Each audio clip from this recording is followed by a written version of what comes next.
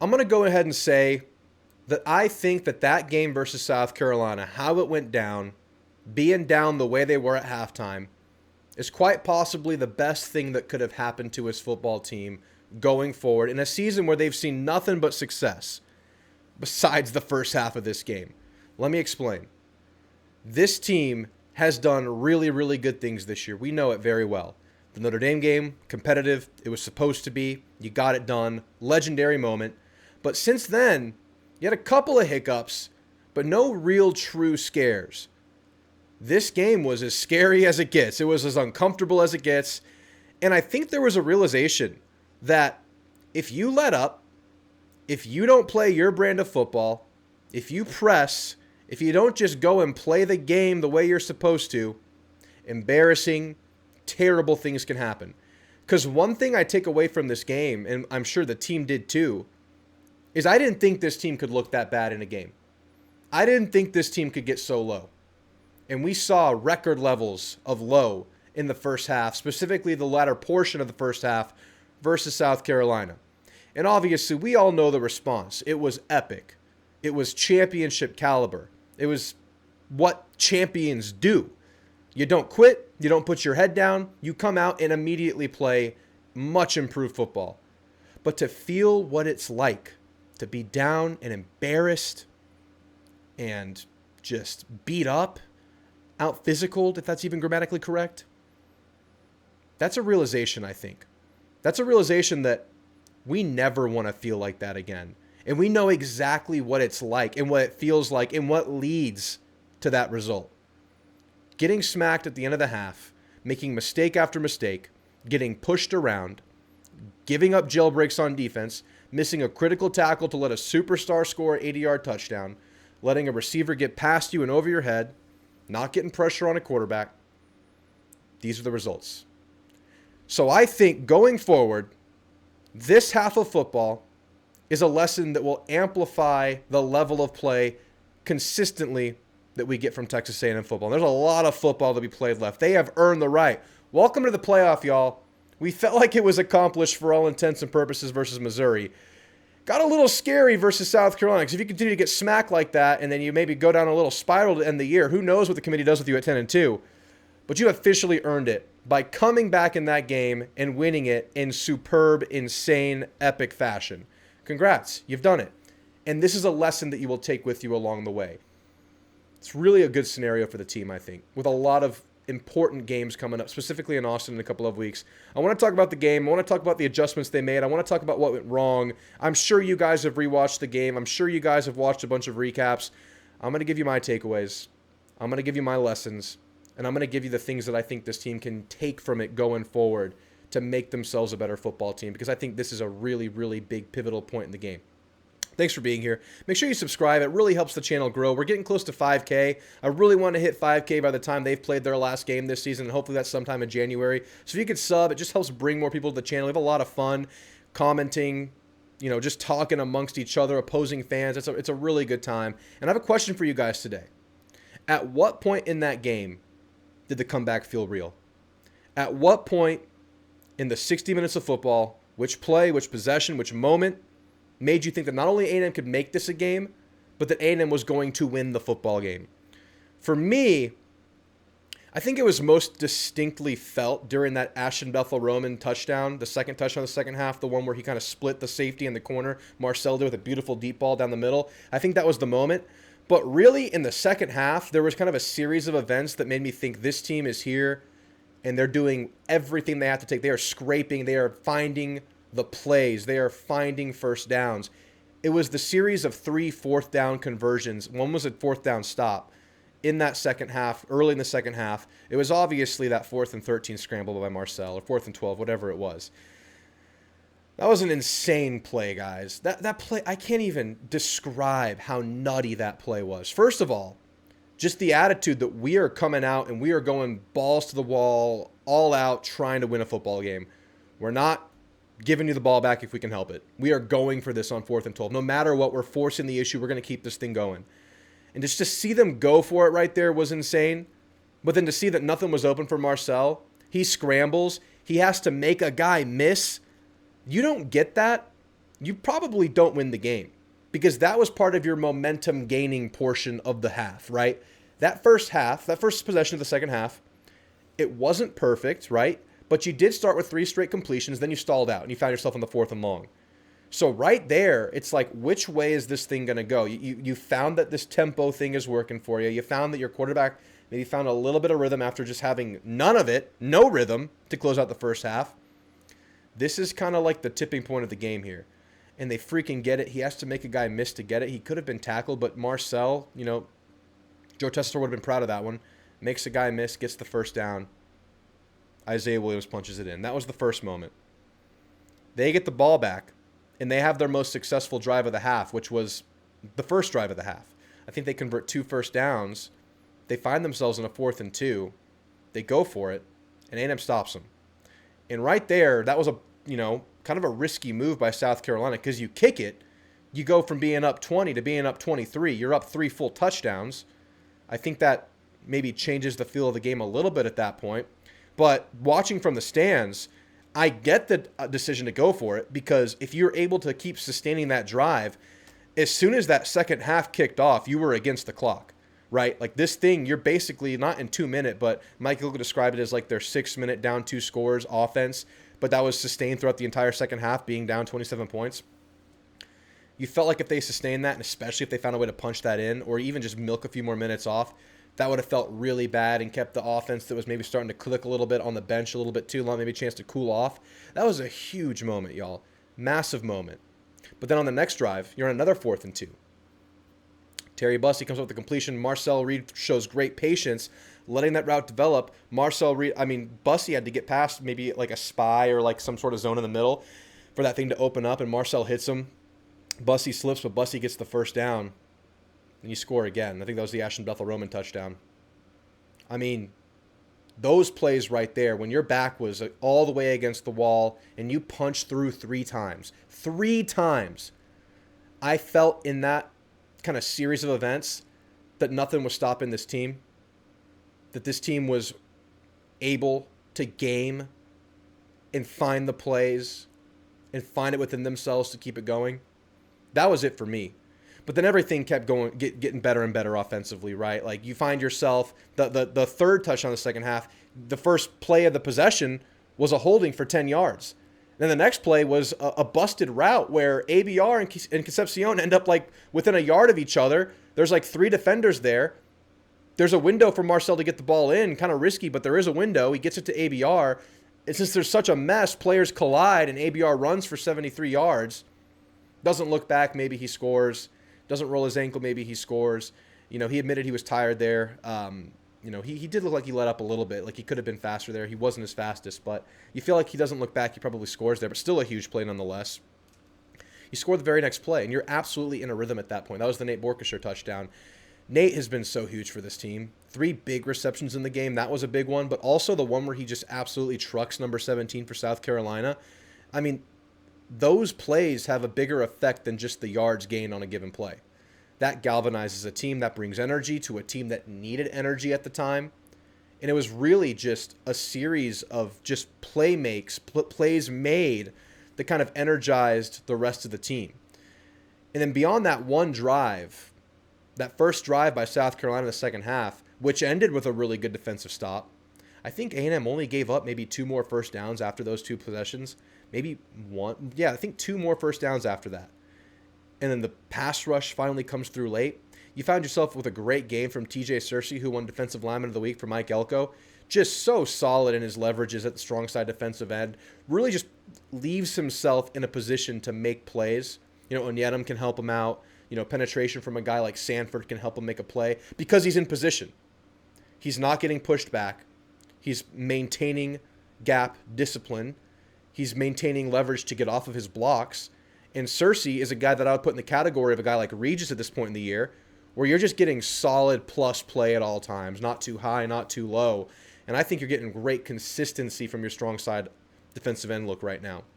But one thing about this team that's kind of happening before our eyes, obviously the ability to play as a team, to play with each other, to play for each other, to get emotionally knocked out, You were emotionally knocked out at halftime, essentially. That's what it was. That's what like the results equated to. But the look of the team would not indicate that. They ran out of the tunnel with energy. There was no finger pointing. Like, it would have been easy to point the finger at Marcel Reed. It would have been easy to point the finger at, Dalton Brooks, who missed the tackle to let Harbor score the 80-yarder. It would have been easy to point the finger at Will Lee, who gave up a touchdown. They didn't do that. So this team has this group of really good players that play with each other, for each other, and don't get too high, don't get too low, don't point the finger. You get team efforts, but you're getting superb individual efforts too. I mean, first of all, Marcel Reed was as hot as they come in the second half. I mean, he passed like, 15 for 20 in the second half, something like that? 350 yards, something like that? 3 touchdowns. Heisman caliber performance in the second half. I mean, the stuff you're getting on defense from individuals. Onyedim is just a wrecker. I mean, we talked about it last video. We've talked about it for the last few weeks. I'm comfortable calling Onyedim an elite run defender at this point. Just the ability to penetrate, man. The ability to just ruin running angles, to ruin blocking leverages by redirecting running backs. I mean, if the running back's on a track and he has to redirect and the linemen are blocking for that given track, you have ruined a play. And Onyedim consistently does that. Consistently. It's his best attribute right now. But he's also another guy, like we were talking about with Cersei, who maintains his leverage, who keeps bodies away from him. And he's a lunger, man. He can lunge himself into plays, whether the play's getting past him, going through either gap next to him. Onyedim he's a force right now, guys. And, you could talk about Howell, the same thing. I mean, Howell's a superstar. Just not only do we get it in these, huge sacks from Howell, these huge, he plays the run better than he ever has this year, but the ability for him to play his best football in the crunch time of a game. He had his sack on the second to last play of the game. He dropped back into coverage the last play of the game, but he didn't get too much depth such that he could still tackle the quarterback on a scramble, mirroring him in his zone. He makes the tackle to end the game. I mean, this is Cashius Howell, man. Cashius Howell's an absolute superstar. That's what you're getting. Des Ricks, phenomenal second half of coverage. Willie, phenomenal second half of coverage. I think Ratcliffe is probably the most underrated player on this entire team. Solid, discipline, sticks to his assignment, and he is not a culprit of the bad tackling. He's a really solid tackler, especially for a DB. But what do all these players have in common? They're all transfer portal players. The hit rate for this A&M coaching staff, bringing in players within their first 2 years, is off the freaking charts. Howell, Onyedim, Ricks, Lee, Ratcliffe, Cersei, Hayes, Concepcion, Craver, Armage Reed-Adams, Borkshire. You want to keep going? You want to keep going? That's about it. That is really freaking good, man. These are, all-American caliber players we're talking about. These are all SEC caliber players, more accurately. It's just an incredible showing of talent. And just that, the talent is one thing, but bringing this back to what we were just talking about, they're so bought in together, ready to go to war together, ready to get punched in the face together and then overcome it together. It's uncommon. It's uncommon. And, we talked about continuity of this team, and that was a big benefit of them coming into the team this year. It was still a relatively new team together. This is year 2 of a coaching staff. And for them to have come together to the level where they can overcome what they just overcame versus South Carolina deserves to be commended. It really, really does. So going forward, things I want to take away from this game. I think the tempo they went with in the second half that helped this offense find rhythm, and it worked like a charm. South Carolina wasn't able to move their packages around as much. They weren't able to manipulate personnel as much. You obviously can't sub unless the offense is subbing. At least you don't get time to do it. You can try to rush it. But, you were early in the half, you actually caught them trying to sub, and you forced a penalty by them because they weren't ready for the hurry up. So you caught like a D tackle jogging off the field through a penalty. But I think that's something that they could bring going forward, especially early in games. I think that they can force the issue. They find themselves with the game. They find themselves with an explosive, run to the line, run the next play, get your quarterback in rhythm. There's less thinking. There's less pressing. There's more flow. there's more of a chance to find rhythm. So I really liked that kind of revelation. I'm sure they knew this about the team. I'm sure they always had it in the back pocket. But maybe you use it when you don't need it necessarily based on the clock. I think that's something they can bring forward. And more projecting forward here, does Isaiah Williams have to play? Do you just have to find a way to play him?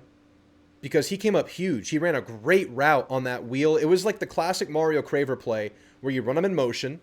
It looks like either an out and up or kind of a wheel. And I think it's an option by the quarterback and receiver where if that DB is sitting back, they can just hit him right there in the flat. Or if the DB plays it tight, you just go deep for that wheel route. That's exactly what happened in the game that got Williams his first career touchdown. That's exactly what happened in the touchdown for Notre Dame with Craver versus Missouri. They found the DB backing up, and they hit him in the flat for a solid gain of 6. He's running the offense seamlessly when he steps in. That is huge. That's a guy that doesn't play much. That's a guy that's like on the sidelines ready. If you watch Isaiah Williams, he's always ready to go. He's talking up teammates, really good camaraderie there. He got his moment. He made the most of it. It is safe to say that Ashton Bethel-Roman has broken out and that he is a tier 1 player for this team now. You saw it was Craver and Concepcion, and then kind of the room. It was ABR and Bussy kind of waiting to kind of see who would pop. And Bussy is still in this flow of just getting one big reception a game. That seems like what Bussy does right now. But, Bussy still has a ways to go. Obviously, I'm talking about Bussy as a project player, changing positions a lot similarly to how we think about Crownover, moving from tight end to tackle for college. I think we're thinking the same way about Bussy.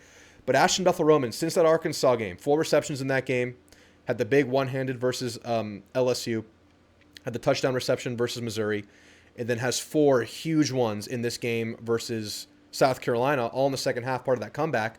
And it all came after he had an egregious drop that would have converted for a first down, I believe on a third down. I mean, he dropped it and then immediately scores that first touchdown, that touchdown over the middle. I mean, Ashton Bethel-Roman, man, he has the arm length. He's the bigger receiver. He's the guy that kind of complements the room the best based on his measurables and what he brings to the table. You're just having these late season emergences that are really, really critical for this offense. I mean, him, Isaiah Williams, obviously EJ Smith continues to be like that guy that when you need it the most brings you something. You got a big conversion. You got the touchdown from him. Obviously versus Arkansas, he was huge. This is a game where Ruben Owens went down. His dad was on X saying he's going to be fine. He'll be back. I mean, I think you take a lot with you from this game. And that's just kind of like what's on the field and what we're seeing. And it goes back to what I said at the beginning, that just the feeling of what bottoming out is after being so successful this year, seeing nothing but good things about yourself, hearing nothing but good things about yourself, the Marcel Reed Heisman campaign, chills and chants, all that, and you get smacked and you still win. So you get all the benefits of the loss, of the unexpected loss from a team that you didn't think had any business being on the field with you, as evidenced by a 17 to 20 point spread on Vegas, depending on where you're looking. That's the wake-up call that I think a playoff run really, really could use, and you didn't have to lose to get it. So, guys, I think this team is in a really, really good place going forward. Le'Veon Moss will be back very soon. I would not be surprised if he gets a few reps versus Sanford. Mike Elko was asked about it today. He was asked if he's still on track to come back. Quick answer, yep. Craver, okay, yep. These guys are going to be back. And can you imagine what adding a Le'Veon Moss to what this offense has become without him? The second leading rushing team in conference play without Le'Veon. You're averaging 204 yards a game without Le'Veon. Think about what that can be going forward. It could be really, really special. More about Mike Elko and what he said today. I'm going to play it for you. Because that's what we owe it to them. What do you want us to do? Panic? This speech I'm sure will come out at halftime and everyone thinks this is this amazing speech at halftime. It's not. We won that game 6 months ago with what we did in the winter. We didn't win that game because I went in at halftime and said something. We built a culture, we built a character, we built a commitment to doing things the way we want to do them back in January and February. And that's what came out in the second half. And it's not I went in and I riled them up, and because I riled them up, they started playing. That's not how this works. It just doesn't. And so, I have to be calm and collective. My job is to be calm and collective when they're frantic. My job is to create intensity when they're not intense. My job is to always be opposite the moment. It's not to let the moment take me away. I'm the 48-year-old guy who's supposed to see this thing with clear eyes. They're the 18 to 21-year-old kids who get emotional, and so it's easy for me. It's easy for me to try to help them get through it as best I can. Now, again, I don't want to be in that situation. I'm not saying I do, but when you're in it, you got to try to figure your way out of it, and we were able to do that. Damn. He's right. I mean, what can be said in one moment when you're playing a certain way that's just going to flip what you are? They didn't become this resilient team that was able to go back out after playing their worst football and playing their best football because of words that were said at halftime. They were able to do that because of the months of work, togetherness, discipline, accountability, all the lessons they've learned under Elko in his time in 2 years led them to become the people that they were, that were able to overcome that deficit, that were able to overcome getting knocked out. They got back up after being unconscious because of the groundwork that was instilled months before. The stuff that no one sees, the early morning workouts that you have to be at every single day that become a grind when you're not getting the payoff of football games every Saturday, the glory of victory afterwards. They did this through the grind. They were forged through the grind that came before.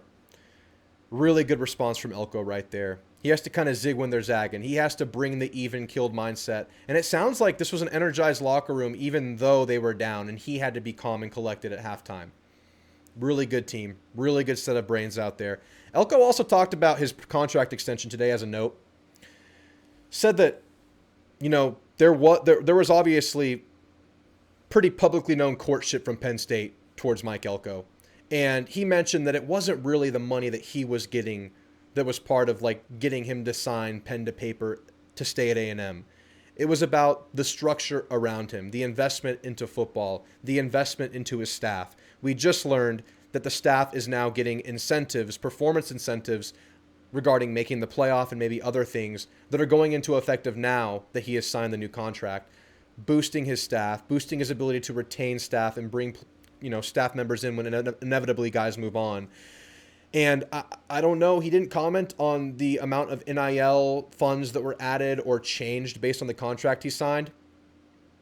Is it a coincidence that Braylon Womack was just crystal ball to A&M coming off of this weekend? I don't know. Maybe they found the money they needed. Maybe they had the eyes they wanted and the attention they wanted and the buy-in from Womack that they wanted. But maybe the little bit of boost on top that you need to just be competitive helped a little bit too. The program's at a great place right now. Everything is going really well, even though it wasn't. They're able to sustain it. And now they're faced with a final test. Go out against Sanford, get better, stay healthy, get healthy, and then go put it all on the line against Texas, your hated rival at the end of the year, a team that looks like you can definitely get, but a team that's going to bring that rivalry juice that, just comes with any game of this magnitude. I always say no matter where each team is on a given year, expect the unexpected in a rivalry, but I think A&M's is as good a place as any to hit the ground running, maybe get Le'Veon Moss back and others, and go out and compete for an SEC championship to close this thing out, now with the benefit of seeing and feeling what it's like to not play your brand of football. I think it's a really big deal, guys. Thanks for watching, y'all. Comment your thoughts. I didn't want to get too hardcore into just rehashing the game because I think we did that on Saturday. People have been doing that all day. I wanted to kind of project this thing forward and talk about big picture, what this means for the team, what this can do for the team, what this says about this team, what this says about this culture, and kind of deliver that message with you guys. And I want to hear from you what this is to you guys, what this means to you guys, because it's very easy and maybe lazy to look at this as, oh, A&M just went out and maybe they're not that good because, bad team they just sucked against for a half.